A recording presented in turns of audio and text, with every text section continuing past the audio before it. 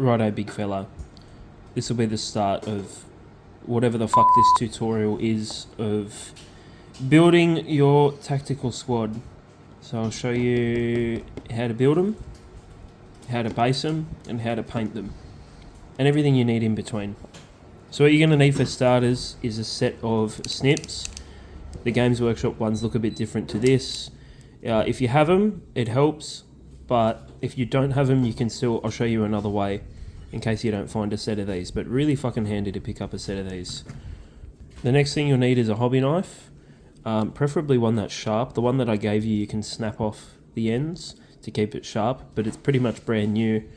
Essentially the same thing. The rest of the tool doesn't matter, it's just the blade on the end, which I will show you what we're going to do with that for cleaning up your models, which is really important for the end result. And then some other tools, if you've got them, you can also use a nail file. This is a hobby file, and I'll show you what we do with that just to file down some of the feet to get them to sit flat on the model. But yeah, you can use a nail file, this works fine. Also the drill, if you have it, it's just for drilling out barrels. Other than that, depends how pedantic you are with it, doesn't really matter. And obviously some glue. Yours is the same that I put in that little bottle. You'll need a brush to brush it on. These little ones are really handy to get, better than Games Workshop glue. It comes with a little brush on there, and you basically can brush it on. It's really strong, it bonds the plastic together.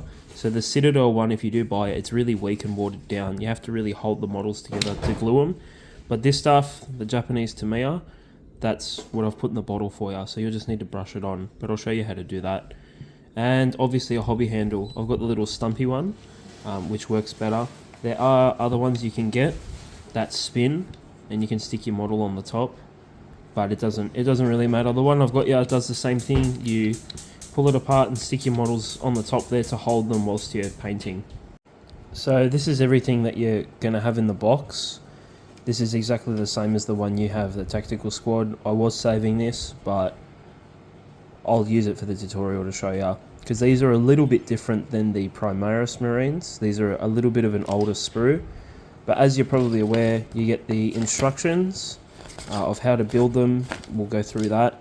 These are all old from like 3rd or 4th edition, so these stats don't really matter in today's game, but if you're not going to play it, doesn't really matter. However, with the instructions, you can see all the different weapon options, and we'll get to that, because whatever you glue on your model is what they're going to be running. So if you do want to play, technically you need to have it match up with points. So you can only have like one rocket launcher in your squad, or one of these specialty weapons, depending on what stratagem you're running. Technically in 10th edition, I don't know what you can run with Tactical Squad or what weapons you can put, but legally you can only probably use one of these. But if you're just making them look nice, then go ham. That doesn't matter about the instructions. Put whatever you want on there. You'll obviously get your bases, which will come out as plastic like that. You'll get your crummy Ultramarines transfers. In the Dark Angel, the Terminator set and the Raven Wing set, you actually get a set of specific Dark Angel transfers, and they have a bunch more. They always give you Ultramarines in these sets, which... Who paints Ultramarines? And then you obviously get your models, which we'll go through of how to build and obviously paint. These Tactical Squads are pretty good because the old models have a lot of customization.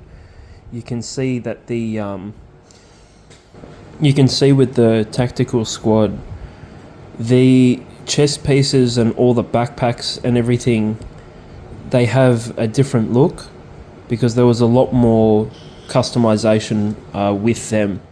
With the Primaris Marines, you don't get as much customization, but these are probably one of the better sets in my opinion, because they look old school and stumpy, and you obviously get all your different weapons, which I'm sure you've seen, and then all of the legs pretty much look the same, and all the shields, so that's what you'll be putting your transfer on.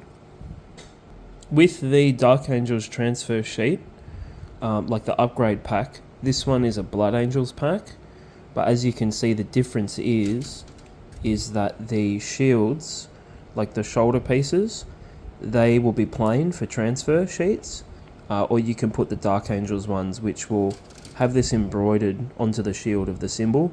These are blood angels. This is just what I had lying around, but the Dark Angels one will obviously be Dark Angel symbol, a sword, few different parts, but essentially the same thing. So one thing that you can do to start off, if you've never done it before, is following the instructions. You're going to make the sergeant first, or you're going to make the unique character first. So this one has a flag. You do not need to follow the instructions. The only reason why you follow the instructions is to make the characters that are listed pretty much on the box, if you want to make them exactly the same, if you're happy with that.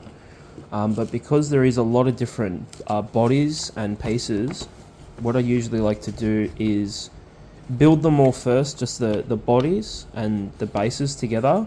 So pretty much make a bunch of these, and then because you get different shield pieces on there, you get different, they all look different. So it depends how pedantic you are. But me, I usually like to customize them up a little bit. So you build all of these first, and then you can pick and choose what backpacks you want on there, you know, what little trinkets you want on there. But I usually never really follow the instructions for starters, which I'll show you how to do all that anyways, because you get a lot of options with these guys anyways. So what I usually do starting off is open up all your bases. So you should have 10 of them in there. I usually like to line them up to match up with what's going where. Now you can grab your sprue, and then what I like to do is you just do a test one. So all of the legs on these are essentially the same. They have a few different poses. So what you want to do, cutting out one of these pieces quickly, is you can choose any one, because we're going to customize them anyways. The correct way to do these really proper is you see the sprue that's attached right to the foot. You don't want to trim right on the foot. It's a common misconception that you would trim the foot and get it straight. You can do. What you want to do is trim underneath that sprue, and you want to create a little bit of a gap, because sometimes it can chip the models, and the feet is important because it's really annoying when gluing to the actual model itself. So I'm trying to see this through the camera. I have no idea what I'm doing. So obviously separating all the pieces, just choose whatever backpack that you want to go with it. I usually build all the bases first, as I said before, but when undoing a backpack, like these little packs, the one thing that you have to watch is this bit at the bottom is easy to clip off, but these circle bits up here, they fray really hard. So if you go really close to the circle on it, and then I'll show you the other one, will clip around the sprue, so it'll come off with it. One thing that you want to do is when you're clipping these, see how you clip really close to the circle and it leaves this little jagged bit? You have to file that down.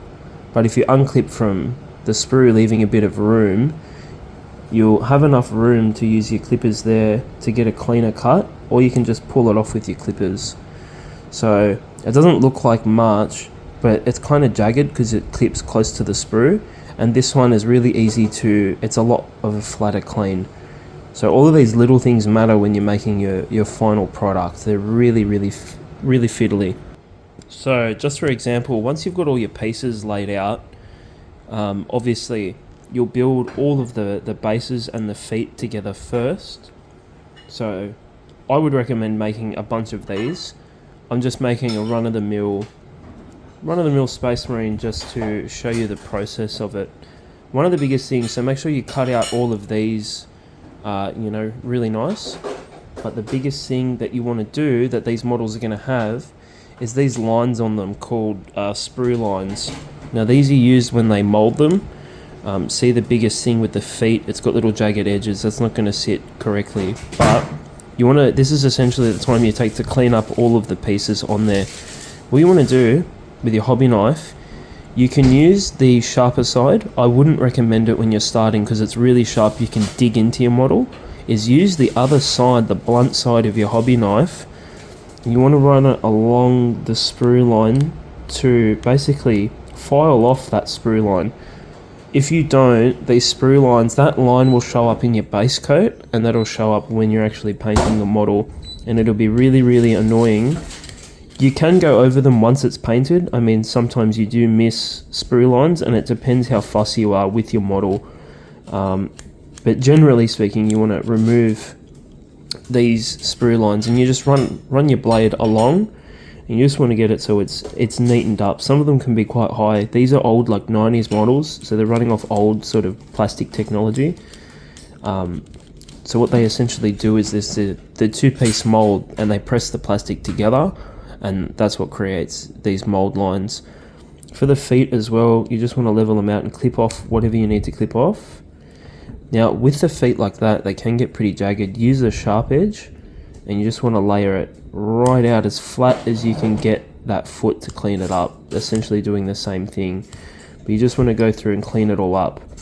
A really easy way, if you can't get it, is obviously to get your nail file or your filer for the feet and just lay them flat, and you can file off the extra little bit. And then once you file that down, it'll obviously be nice and flat to sit on the base. And then all you want to do is get it, and you can sit him on your base there, and if he stands up on his own 2 feet, well, he's obviously level enough. So you want to go through the whole model. Getting around the top of the backpack can be really tricky. You can use your sharp side ever so slightly just to gently file that off. And obviously the same with these sprue lines here on the backpack. They're all throughout the model, and this is why it takes so much time just to figure them out. But you can also get your nail file or your little file, and ever so slightly on these round bits, file them off. But the most common points are usually the backpack, the weapons. The weapons have sprue lines all through them, yeah, as you can see. So you just want to go through and file all of these little lines off before we fit them together. So once you've filed all of these down, you'll have all these nice sort of smooth edges on them, getting the top of the gun and everything like that. The drill is obviously used for the barrel here on some of the weapons, but we won't worry about those now. Now you just want to glue the important parts together, so the base to the legs, and then you can go ahead and glue it to there, but I would wait. So when using this specific glue, you're going to have the exact same in your little glue bottle. You grab your little brush, or get your dud brush that you're using, and then you just essentially run around the base of the model. This stuff dries a little bit quickly, but it's actually soaking into the plastic, so you want to do it so it's a little bit runny. So just to capture there, you just want it so it's a little bit runny. When gluing important parts together, it doesn't matter, this glue is not going to run off or overflow like the Citadel glue. It works quite well, so you can really put a lot on there, and it's not gonna matter. And then even for that extra step in these little joining parts, you can go ahead and put some more glue in there, just depending on how fussy that you want to be. So when gluing the bottom part, obviously to the legs, you want to make a little pool of it, and then just quickly get and pop it on the top. They're really easy to glue together. They have like a ball joint, but basically what you do is you don't need to twist and turn the model, so it's like posing. With these tactical marines, they're really simple. Just put them front, because the arms are usually posed already, so you don't have to twist and turn them. As I said, there's a lot of customization with these specific models. One thing that you do want to get your hands on, if you've got it, is some blue tack. This stuff is by far the best hobby tool. You don't need a lot for one model. I just like to use it to push to fit everything together. Now the reason why I didn't say glue him to your base is because with the weapons and the backpack, they will sit kind of wonky. So if you've glued him already and he's too far out on the base, or you've put him too far forward, or you've done him in the middle, usually gluing them in the middle is fine, but it depends on the weapons that you want to put on him.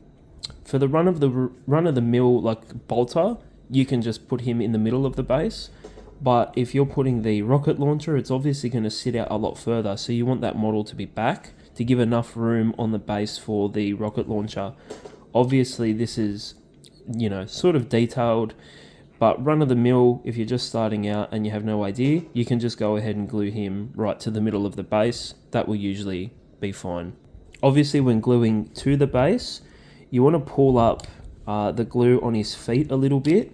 you want to use probably the most there. This Tamiya will actually bond him to there, and you don't want to move him around. Once you've got the glue on there, you just want to plonk him, position him right in the middle, wherever you want him. And I usually let the gravity do the work. So I usually plonk him on there and then leave him for about 30 seconds or so. This plastic is obviously a heavier grit of plastic. It's kind of cheapish compared to the resin that they've used. So it takes a little bit longer, but as you can see, after a few seconds, it's already started to bond.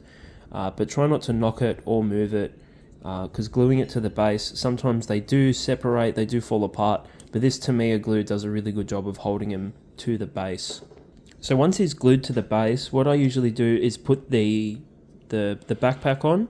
You can make sure that that is all nice and level. Sometimes they're a little bit crooked, but it's pretty self-explanatory to get to there. Now, one thing I will add is make sure once they're glued together that these shoulders are flat, that these little pockets where the arms go onto need to be semi-flat, as why I haven't glued the arms on yet, because if they aren't flat and there's a little bit of that jagged edge, they're not going to sit entirely straight. So see how there's that bit of a gap in the arm? They're not going to glue correctly and it's just going to fall off. So what you want to do is get your hobby knife once it's cured, once the glue's good to go, and you can be rough with it a little bit, or to get your nail file or your file. I don't know if you have that, so I'm just going to use the Stanley knife to go over it. Now the easiest way is to lay it flat and just go down and let gravity do the work. If you're picking up the model and facing it towards you, running it up, you don't want to jar or scratch your model anymore, but you just want to go really lightly. But see how the blade, I'm not going all the way in with the blade to take off that bit. I've done it many a times before. You just want to keep it that little bit and just edge off the top of that so it's nice and flat. And then you can obviously go the other side and then just ever so slightly just run it straight down. You don't need a lot of force. You might not feel like you're digging into the model, but these little frayed plastic bits are really, they're not very strong. You're not digging into the model essentially, you're just fraying off the ends of it. You can obviously use your knife flat to make a nice level area, or the opposite side of your hobby knife to really level it out that little bit too. But once they're nice and straight, then you can have a look at positioning the arms. So the arms will come with, usually in two parts, and this is the tricky part. So the arms will come out like this. I don't glue these on straight away. Usually they glue flat. However, due to the positioning of the arms, you can glue these on crooked, which is really, really annoying. So you can glue them on wrong or tilted, and you might think gluing them on straight on where the joints meet, that for face value that looks correct, but once you put it on the model, it's not going to line up correctly. So what I usually do is you get your blue tack and you just want to kind of join everything with your blue tack, and obviously it's for leveling out the shoulders as well. There is a lot of steps to building one of these, but these little steps will help you to make it look like a box art and make them really, really neat. Alright, so all that I've done here is I've gotten blue tack and I've just blue tacked all the joints together, so his hand, some of the shoulders, and also his head. I personally don't like to glue the heads down because I like to pose them, so I like to move them around a little bit, but I always blue tack on the gun. The arms and the guns are always the hardest part to glue together, because you don't need to glue this part, but it just kind of cradles in on the hand, and I always get that just to get the positioning of what they're going to look like. So there's your run-of-the-mill Sprays Marine. So what you can do, you can leave him blue tacked like that, because the blue tack is on all the joints. So you can do two ways. Obviously if the cat or the kids or someone's going to touch it, you can glue it all together, but if you are going to use it as a sub-assembly, that's what a lot of people do as well. Depends on, competition painting or how detailed you want to get. But essentially, all these parts in here, like in the body, underneath the arms and underneath the guns and the back of the arms here, and in all these little crevices, are not spots that you're going to see. The most of the model that you're going to see is obviously the face of it, and obviously those raised parts, like the shoulder, all the shields, and all the back of it and everything like that. So we can leave it here and use it as a sub-assembly, and then go straight to your base coat with your spray can, which will run through. So you can obviously essentially take all the parts out so you can get in all behind the gun and paint him. I'm going to go ahead and glue it. Obviously this is just one model.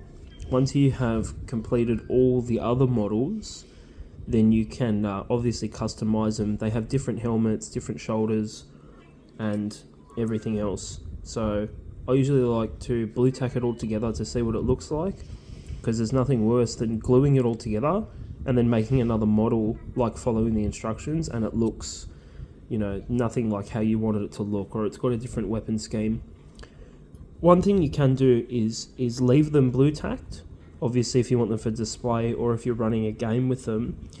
Blue tacking the arms on, so obviously gluing the major points together with the pieces. You can't use these pieces with anything else, so gluing them together is fine. But if you leave the arms blue tacked, you can essentially swap them out for another weapons stratagem. So if you're running these as like assault intercessors or assault marines, obviously with the bolt gun, but you're playing a game, or you want them to look different, you can essentially just blue tack off the arms, and then obviously you can run it, with another weapon. So for example, you want to run in with the plasma gun. So because it's all blue tacked, you can obviously swap that out. You can run this guy with a plasma gun now, but it's totally up to you. You can chop and change the weapons, but once you glue it, that's it. It's done. So obviously if you don't have a lot of models, blue tacking them is good.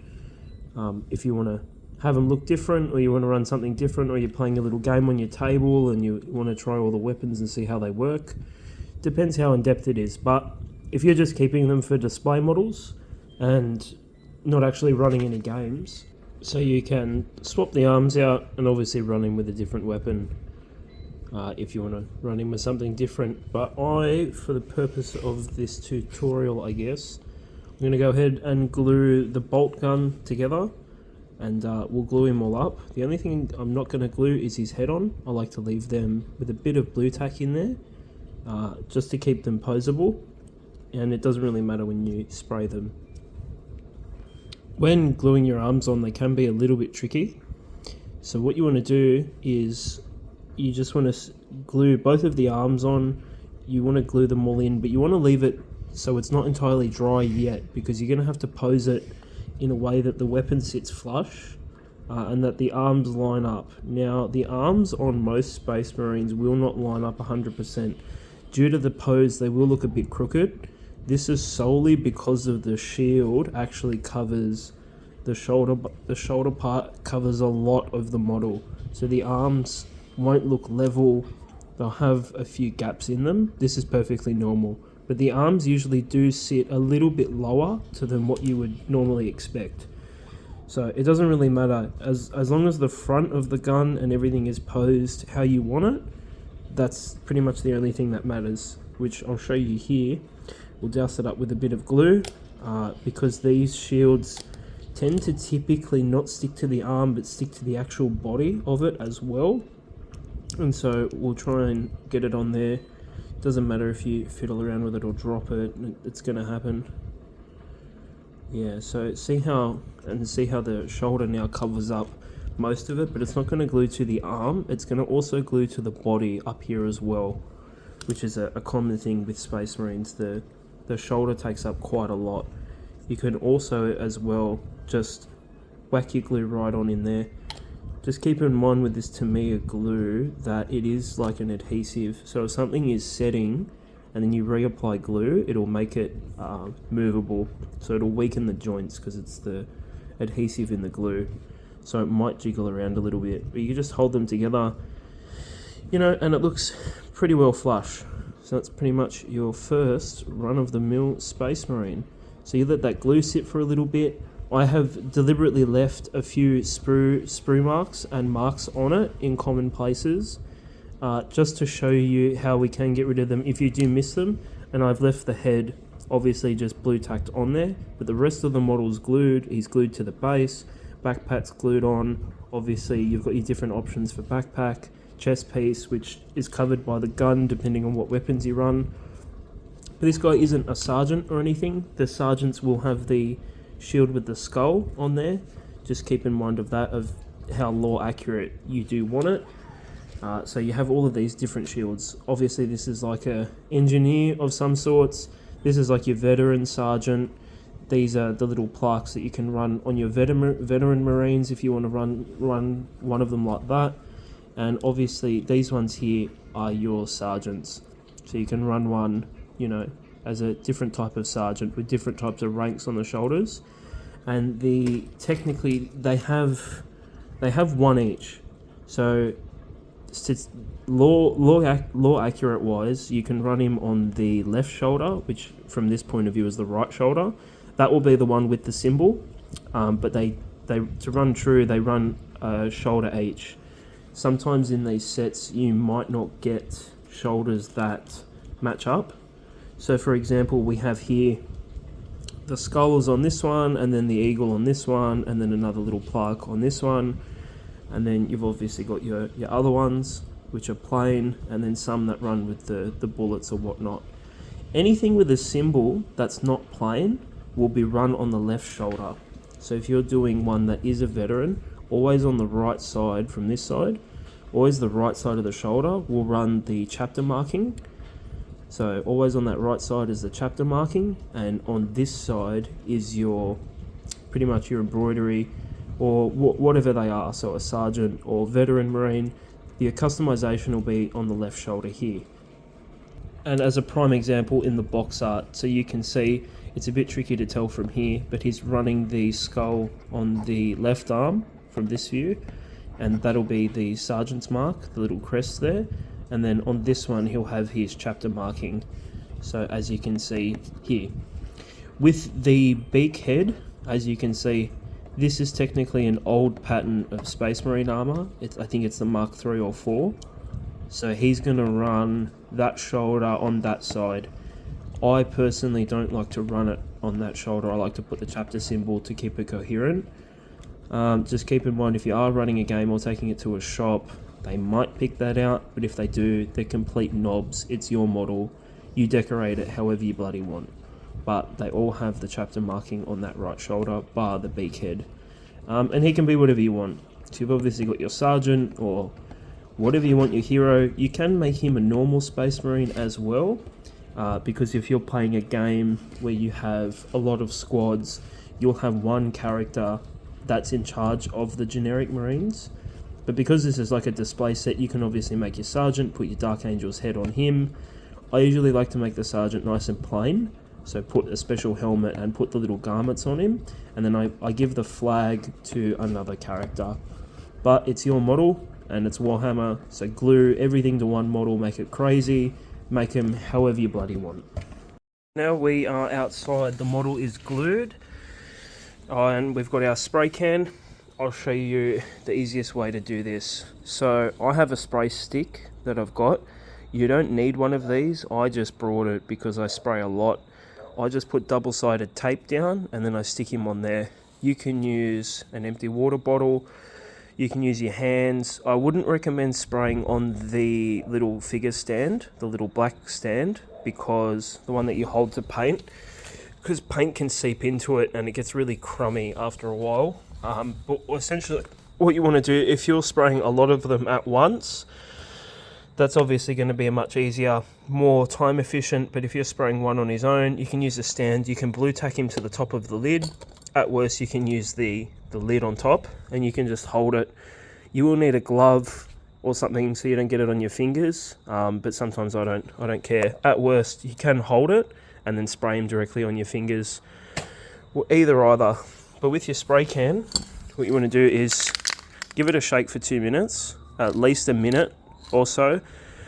Don't worry about the time on here. This doesn't matter. Obviously it depends on the weather, if it's hot, if it's cold. Spraying in a hot day, they'll dry quicker, but you need a lot more spray. Probably how it is now. In the evening, it's not too hot, not too cold. That's going to affect your finish on the can. Alright, so I'm using 2 hands. I'm holding this and the phone at the same time. When your spray can's ready, you don't want to spray it here, right near it. You want to keep it at least 30 centimeters away. When you first do your initial spray, obviously be outside or something, spray once. That'll get rid of the gunk right off the end of the tip of it. And then what you want to do is really lightly for half a second, and you want to do it in a waving motion. You don't want to hold the can there and spray and go and spray. You want to wave it across really quickly, just like this. So that's the way you'll get a really even coat. And what you do is you do the front of the model, you can do the back of the model, and then I do underneath. So you can go across the top, the back, and then you want to keep spinning it around. So you don't want to hit the same places twice. So from this angle, he's coated, and then from this angle, you obviously want to go real light. One thing to note is getting underneath the gun here. It's a really tricky area. Getting underneath the back part behind where the little backpack is, getting in there, and all underneath the model is really tricky. So you want to hold it in a way that you can get access to it all. And you want to get all behind the neck and everything. That can be really tricky when you're doing multiple models, but I'll run you through doing the rest of this really quickly. So I'm just putting it on the ground just really quickly to show you. We're just going around the model really quickly, just using quick little waves. The little bit that you have left in the can should do a few models. It can last a really long time depending on how heavy the duration of sprays are. So we'll obviously finish base coating the rest of that model. We'll get all underneath it really quickly, but you can see from the face of it, the spray can actually doesn't get a lot of the model. There's a lot of the parts that the spray can doesn't hit, so you'll have to angle it in that little way. So we'll go ahead and we'll spray the rest of this, and then we'll get to painting it. And just to note as well, once it's all done, have a look, make sure it's not gloopy. But the biggest thing is spray it from about this far away, and just do it really quick. You can hold it a little bit close, but just make sure you pass really quick with it. You don't want to hold the can and spray like this. You want it to be really quick, like spraying across. That's how you get a really even finish. But yeah, you're starting to realize this is a really finicky hobby now. Once you've done it a couple of times, it gets really easy with time. The spray can that I gave you is really heavy, so really shake it for about 2 minutes.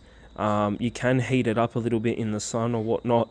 Just make sure you shake it and do that first initial spray so it gets rid of the excess that builds up at the end of it. And spray that really quickly from a bit of a distance, because it's not super heavy, but it can get really chalky on the model, and that's a great way to ruin your models. So it doesn't take long for the spray to set. It's usually instantaneous, about 30 seconds odd, and as you can see, yours is going to be the cream colour. It doesn't matter what colour you base coat it in, you can obviously paint over it, but once you've got that initial model, you can see the back of the gun there isn't 100% done. Doesn't need to be fully covered, just as long as it has some of that sticky adhesive. This is so the paint sticks to your model. If you don't spray the base coat, you can hand paint it, but obviously hand painting with a brush is going to take a lot longer, and you need a bit of a thicker paint. So water it down ever so slightly. It's something that I can show you as well. Now that it's all spray canned up, you can see all the model looks pretty good as is. Now it's ready for painting. So now we're on to the stage of painting, and there's a few things you're going to need for painting. You're going to need your collection of brushes, you're going to need your paint cup and water. You can use anything, tap water, use an old cup, an old can, you name it, go for it. Just needs to hold water. You're going to have your little black figure stand, which you use to clip your figure into like so you can hold it whilst you do the old painting. And obviously something to put your paint on. So what I have here is a wet palette. This is one that I brought, however I've just made it all sort of custom, it's all mucky. What you can use is, I've got a microfiber cloth just under some baking paper. So as you can see, it looks a bit moldy. Really easy way, you can put a sponge, like a dish sponge or a rag, anything with that, is going to hold moisture. I've had this for probably over a week or so, and you can use that to run the paint on. So once you have something to put your paints in, then you need your paints. So these are the three that I've given you. You've got your Dark Angels Caliban Green, your Retributor Armor, your Gold, and your Lead Belcher. This one will be a little bit runny because it's a spare. Just put a little bit of water in it and shake it up a bit. Make sure you shake all of these paints up.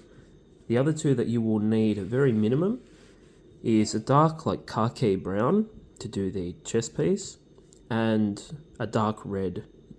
You can use a normal red just for the gun that they have on there. Also, you'll need a set of brushes. You'll need a bigger brush, like a thicker brush. That's for doing your base coat of one big colour. And then you'll need some fine brushes. So you want your really skinny fine one for doing details like the eyes, the little trinkets, and depends on how far you want to go. Your really super fine detailed one. And then you have your other ones just for doing the smaller parts of the gun, doing, different parts around it, like the chest piece. But essentially you can get away with having a really fine brush and a thicker brush, if that's all you've got. Also, save a brush. Don't ever mix your normal brushes with your metallic paints. So your normal, like acrylic base colored paints, you'll use one set of brushes and then just have a brush to use with your metallic paints. They use metallic flakes in these, so they'll mix with your brush. Once you mix these two, use a separate water pot for these if you can too. You can use the same water pot when rinsing out your brush and whatnot. So essentially you'll rinse out your brush and dilute these with water. But with these, they have got those metallic flakes, so they will get stuck into your brush. It's easier for keeping your brushes lasting longer if you use one brush dedicated to the metallic paints and one dedicated to your acrylic paints.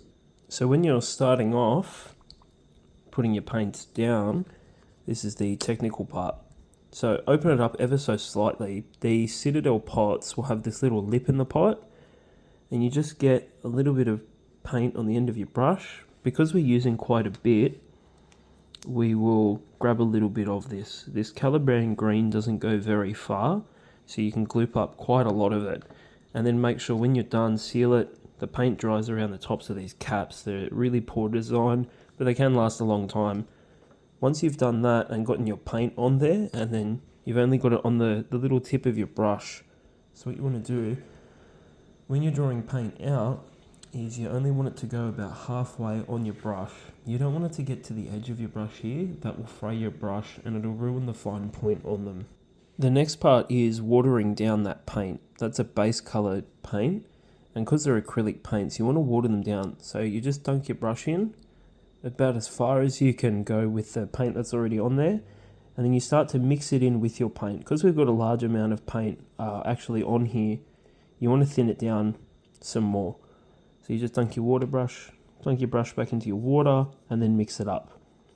And then on a separate piece, you can twist your brush off to get rid of the excess so there's not too much on there. And you just want to check to see that it's actually, thinned out quite enough. You don't want it too gloopy, and the common term is too thin coats. So that's so you get a nice clean finish. So, and even if you make it too runny, like watery, like a wash, you can add more paint to it. But once it's thick and you've applied it, it's really tricky to undo that. So now we're on to the part of actually base coating the model. Once you've got the paint loaded up onto your brush, you just start going around and applying your base coat onto your model. So this can be really messy. You're just applying that first green color on there, and you're just going around all of these little parts. One thing to watch out for, depends how neat or how bothered you can be, is these parts here, these ribs in between the legs. You just want to leave those black so that you don't have to go over them again. But if you're lazy and you can't be bothered, you can just go ahead and paint right over them. It doesn't really matter.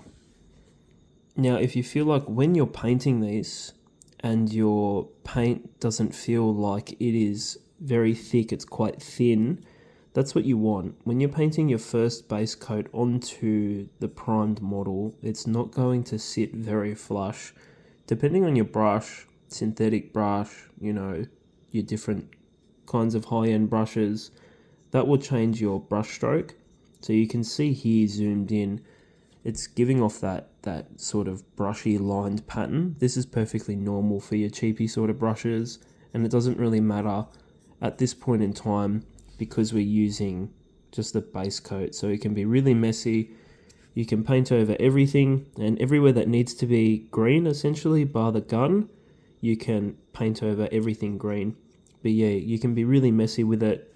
Just keep the paint quite thin, because this is only the first coat. And you just want to get into all the recess areas here, and hit all those spots as well. As I said, it doesn't really matter if you paint over the little compartments here where the legs are, where the legs join up, because we can just go over that with black later. It's really easy to touch it up, but there's no right or wrong way here for base coating. You just want to hit all those areas pretty much with green. Try and leave the black little grills there and the little vents in the backpack, but you just want to go over it with your brush and get some more paint on there. So as I said, this Caliban green doesn't last very long. As you can see already, with the few brush strokes that we got already, it's already starting to dry out. Also, because it's drying out is because of what you're using. If you're using like a piece of cardboard or a piece of plastic, your paint's going to dry really quickly. These paints are a really fine paint, so they'll dry out relatively quickly depending on what you're using to sit them on. But we're just going to go around. And as you can see, it doesn't take too long. You can always add some more water to your paint to thin it out a bit more. And then just finished your first coat of doing the whole model. So as you can see, it doesn't take very long. It's a relatively quick process. Just getting that first base coat on, going over some of those areas, making sure that you hit everything, all those little crevices, and obviously the infamous behind the backpack there. And just using your handle and just turning it all the way around just to base it up. Now, as you can see, we've gone and done our 2 base coats. The green is still drying up on a few places. It's not perfect, just a quick job just to show you how to do it. So everywhere that needs to be green is green.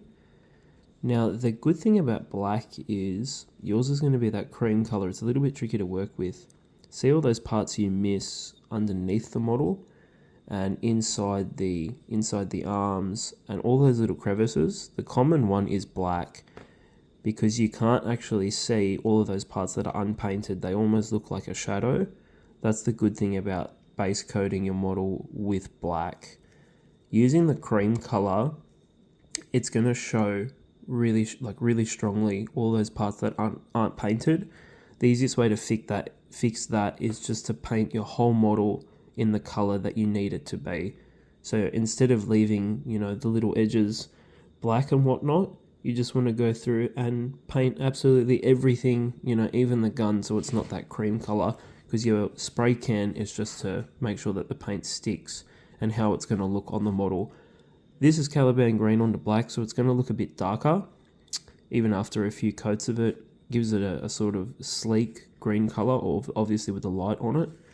Using the white spray or the cream colored spray, it's going to come out a bit lighter, so that all comes into play with it as well. But basically, once he's done, then you can go on to the gun, you can do his eyes, and then pick out all the little trinkets. So he hasn't got a crest on his specific chest piece, it's this metal belt. All of that we'll pick out. So the easiest way is we'll do the gun, and I'll show you how to do that. One thing for cleaning out your brushes as well, when you are cleaning them off, get your water pot, fiddle it around in your water, and then I have a piece of tissue and I roll off the excess paint out of that. So usually soak it in there and I roll that out pretty much until it's clean of all the paint. You want to get all the paint out of your brush, because that's how you fray your brushes really quickly, is by not cleaning them off with all that paint. Essentially what you can do when you get closer to the time is get a brush cleaner, and that will essentially clean your brush a lot easier. It'll get rid of all the acrylic and all the oils that are throughout your brush.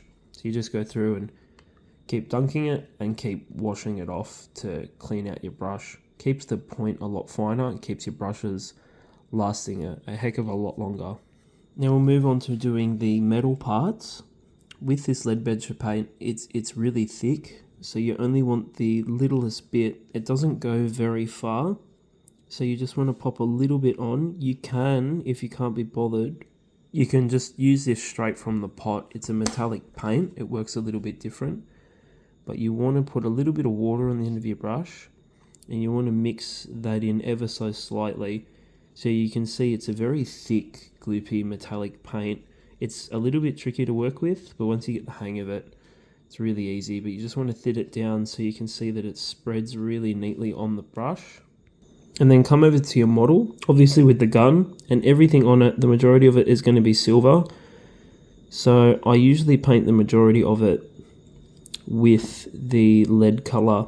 So it doesn't matter if you get the casing of it. I usually overlap the casing and everything like that because it is predominantly silver on it. And the overlapping, it saves you from being neat later.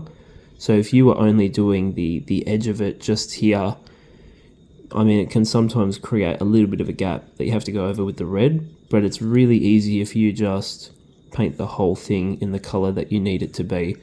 And once you've painted the gun all silver, you can go and paint the rest of the model with those little trinkets as well.